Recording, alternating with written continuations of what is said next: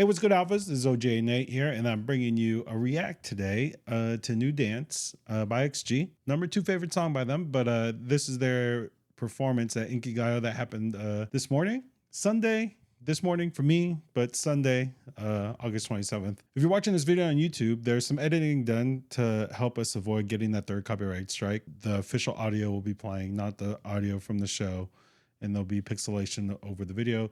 But if you want to watch the unedited version, you can watch it on Patreon for free, along with other music show reacts and fan cams. And before we get into the Inkigayo react, obviously we love New Dance, right? It's my number 2 favorite song to Shooting Star. Really looking forward to watching this, but I just want to address some things that I've been hearing and seeing on Twitter, on YouTube, that people are implying that these broadcasting stations are doing things purposely in bias against XG. And that is just simply not true.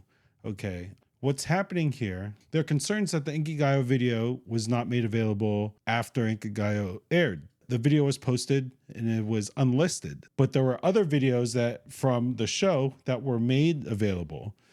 But there's a difference between the ones that are available now and the ones that aren't. So all the acts that were pre-recorded earlier in the day were made available on YouTube immediately. All the ones that are delisted are the live performance portions of the show. Now, why is there a pre-recorded and a live performance? Just a quick explanation on how these shows are filmed and done. So when you watch Inkigayo and if you watch the whole thing, you'll notice that, you know, artists and acts perform back to back to back to back, right? There's just like no downtime, whatever. And then in between like 3 or 4, an MC comes in, sets up the next segment, and then it goes back to back to back to back again. So they break up the performances into 2 parts. There's the pre-recorded performances, right? And if you are in a pre-recorded environment, your group gets a larger allotment of seats. It's easier to get in to see the group. And, you know, you either share the stage with one other fandom or the entire crowd is of your fandom, depending on how it's set up. So they do these pre-recorded portions of the show, right? And the way it works when they film the live version of Inkigayo or like other music shows in general is the live performance will happen. And then as soon as that performance is done, they'll cut to the pre-recorded performance. And then once that pre-recorded performance is done, the next group is set up on the live stage to go do their performance. So for whatever reason, and they've done this before in the past, but they've broken up the release schedule for the videos. So right now, what they have online and available to everybody is not like everybody but XG. What it is everybody that did pre-recording performances.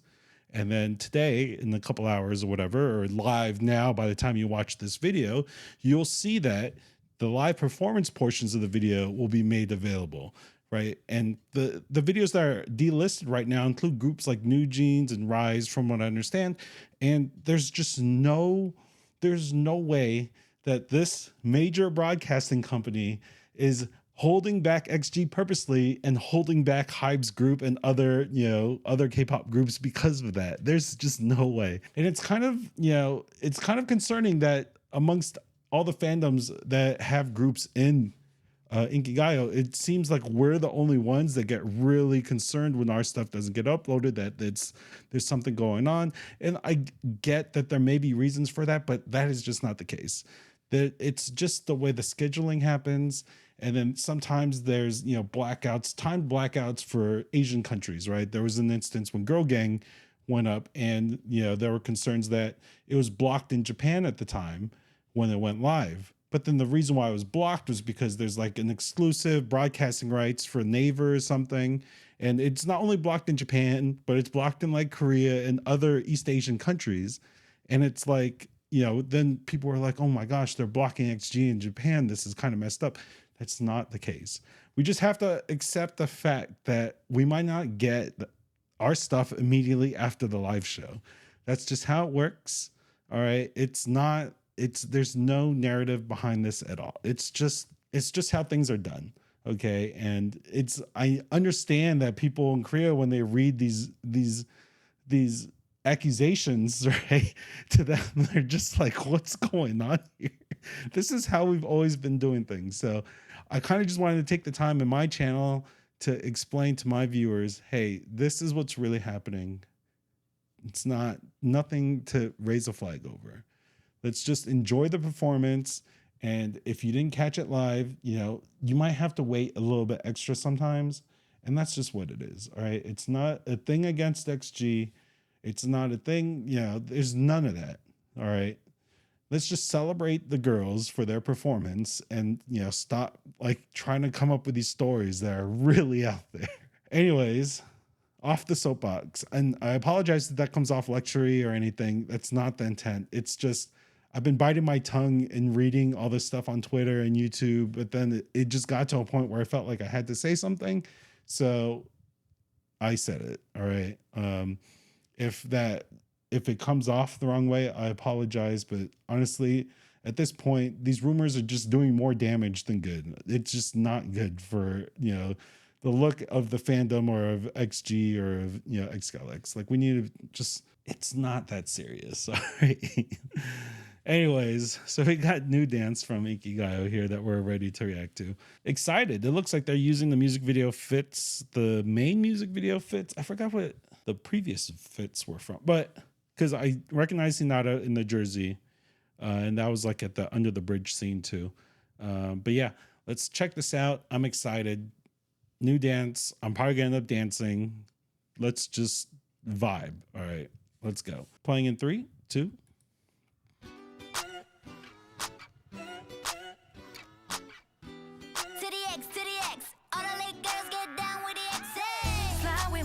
The party, we come to bother nobody. We just gonna have a good time, moving our body. See me get it down on the floor.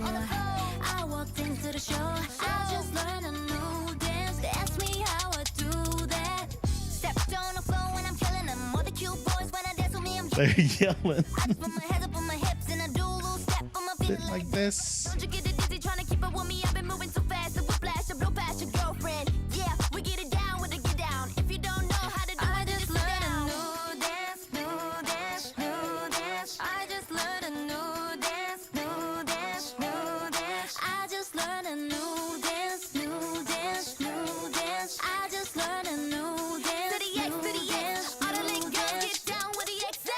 Fly with my girls to the party. We come to bother nobody. We just gonna have a good time. I think I can learn this dance. I think we shoot a TikTok to this. That's how much fun this song is. It might happen. It might happen. First thing you gotta do if you're gonna do is slide to the left and the right now. Dip the hip low like me, baby. Now come here, let me find out. You gotta do it, gotta move it to the music like you really feel the rush now.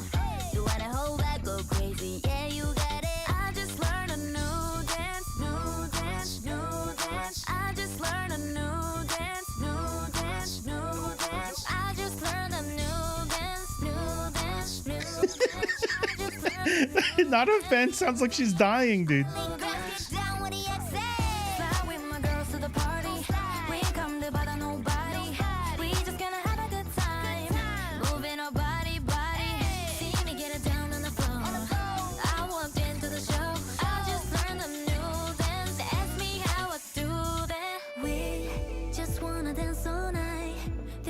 Got me feeling alright. So take the step and turn around. Spin around, touch your head to your toes. As long as you're steady, keep your eyes on the floor. Don't care who's watching, let me show you how it goes. Pop, pop, lock it, now drop it. I mean, on the move and I'll be non-stop it. Get it, Harvey. Waiting for this moment, never gonna let it go. Turn up the music now. Get out, this is your time. So here we go, let them know. I just learned a new dance, new dance, new dance. I just learned a new dance, new dance, new dance. I need a sneeze. Dance, new dance, new Not in the middle of the react.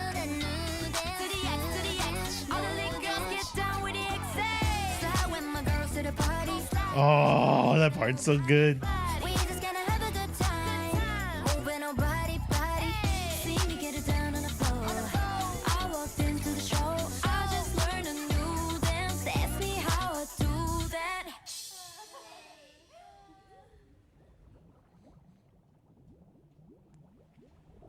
Oh, that was good. I'm gonna cut really quick because I do need to sneeze.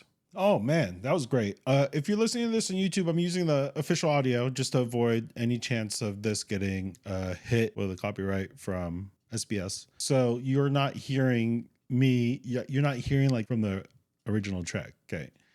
But if you watch this over on Patreon, you hear it. But they were loud. But the Hinata fan really sounded like she was dying. If you're watching this, I'm sorry, but it was kind of funny.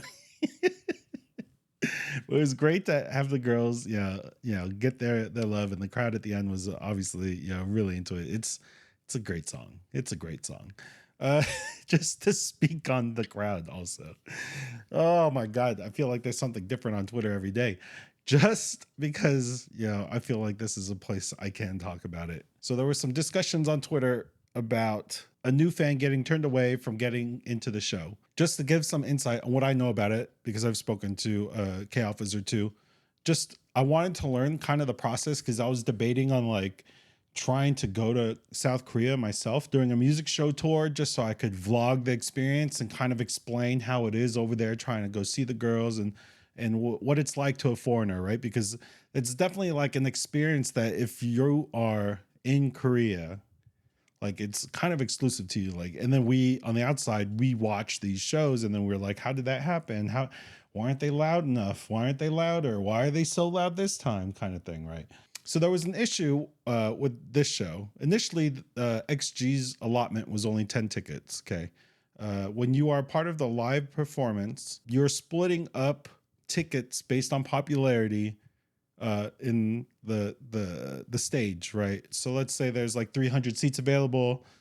New Jeans is there, they get X amount because it's New Jeans, right?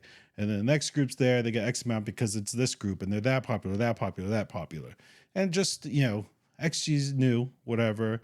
They're added late, whatever. Their allotment was 10 seats, okay? So what happens is when you try and sign up for these seats, there's a Google form that you're supposed to submit your information between this amount of time. At like, let's say the time to submit the form is at 10 a.m. You're supposed to submit the form. The first 10 slots get chosen. The first 10 submissions get chosen for those 10 slots, right? So while you can be a human being, open up the Google form, fill out your information ahead of time, and try and hit that submit button at 10 o'clock at the right time, there are people that use bots to get these seats, okay? And what happens at these music shows is when there's a very popular group there, let's say, for example, let's use New Jeans as an example because they were at the same show. There's more fans than they have seats. Obviously, that happens with all groups. There's more fans than they have seats. So they kind of, what happens is the smaller groups kind of get used to fill in those seats, or anybody that's willing to pay for seats.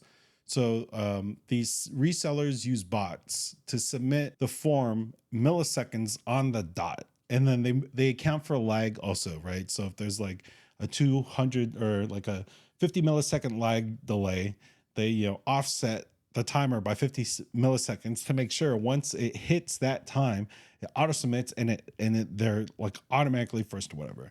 So this has become rampant with these ticket submissions and stuff. So after that, they wait a couple hours, 4 or 5 hours, and then they put out a finalized list. You might see it in the ALPHAZ app where they say these alphas or these people made the first 10. And there's your name, your number, meet at this location. Okay, so that happened.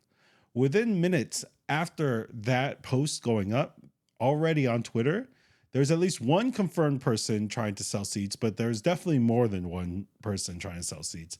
And it's not, and that just happens with, many groups, unfortunately, not just XG. This happens to, other smaller groups that are there too. What happened was, a part of XG's allotment of 10 were going to people that weren't really XG fans or paying for the spot or whatever. What I've been told is if you go there and you're not on the list, there is a small chance that there are additional tickets for standby. Okay. So sometimes, like what happened in this case, XGALX got more tickets than the 10, right? And in order to vet the people that are in standby, they ask questions to these people to make sure that who was getting these extra tickets were actual fans of the group, right? And not going there for New Jeans or whatever. So what happened was Staff asked these questions. They asked for sure what I've been told. They asked, who's the leader of the group? Okay. Who's the maknae of the group? Okay. Who's the dad of the group? And these people were unable to answer these questions. And there was an initial tweet that was like, my friend got interrogated or something. And from what I've been told, and I've met some of staff too, and they're total sweethearts. And it's two women that run the line, but they were very pleasant. They weren't coming at the fans or anything, and they just explained after they couldn't get the question right, and they were just like, "We're sorry, but these are really meant for fans of XG." And the people that didn't answer or couldn't answer, they just walked away willingly, knowing, okay, we've been had, right? And then they ended up bringing in, with their extra standby allotment, people that they were able to vet that they were fans of XG and were going for XG. Now, there was a lot of misunderstandings that this was done, and they might have turned away like a brand new fan. And if that actually happened, that's unfortunate. All right. Nobody wants to make a new fans experience that bad. But the fact of the matter is, it's so hard to get into these music shows already that there are alphas that go to these music shows every day hoping for standby just to get turned away and be told, sorry, there's no more tickets. Sorry, there's no more tickets. Sorry, there's no more tickets. I've been told that this is like the first time that they actually had more tickets than they initially announced. And they ended up turning away people. So in order to get people they could feel like were fans of XG in. And there were multiple ways to prove the fandom. It wasn't just these questions. Like if you were to show them like your social media history or anything that just shows that, hey, you've been following XG for a little bit, they would have let you in. But they used these questions initially to try and kind of just sort through the crowd. And someone posted a tweet about what happened, but that person wasn't actually there. She was speaking for her friend. I felt a little bit got lost in communication. And then subsequently that tweet was deleted. And then there was a rumor on Twitter that she deleted it because she was getting bullied out of being an ALPHAZ or something. But that wasn't the case. She deleted it because there's a defamation law in South Korea, and she felt that she might have crossed that line, and she had to delete it to avoid any punishment because of it. So just wanted to get that out there. Like people that are coming at staff and adding Simon about this issue, it is a non-issue. Okay, if a real brand new baby alphas came in and tried to get in and got turned away, and it just happens like that sometimes. Asking these questions is not unique to XG. All fandoms, multiple fandoms, use questions to kind of verify who's actually attending the show as a fan of that group. It's not nefarious. It was XGALX trying to act in good faith. And I feel a lot of that narrative got twisted in a way online, and people were kind of, attacking the wrong people. At the end of the day, the bad guys are the people that are reselling the tickets, okay? Not staff trying to make sure alphas made it into the show. So I just want to take the last part of this video to kind of clear that up. I hope that made sense. If not, you could come at me in the comments. We could have a discussion. I'm open to it. This is not a one-way street where I'm just, telling you things. But if you have any questions about the process or of like the broadcasting issues or anything, just ask. We could talk. You could DM me anything. I'm open to discuss. But I feel like I have like a decent enough understanding, thanks to the people that I've met, that on how these things work, and I'm happy to kind of explain. I just didn't want to like make a whole video dedicated to this information, so I thought I'd sneak it in with the Inkigayo reaction because why not? But anyways, the girls were amazing. The fans that did make it inside, thank you so much for showing them love. The girls definitely heard it. They loved it, and things are looking good for XG. New Dance is just that song, man. New Dance is just that song. With that said, alphas, I guess that's it for my react and lecture. Welcome to my TED Talk. You guys have a wonderful night, day, morning, whatever, afternoon, and I'll catch you on the next one. Peace, alphas. You have a good night. Later.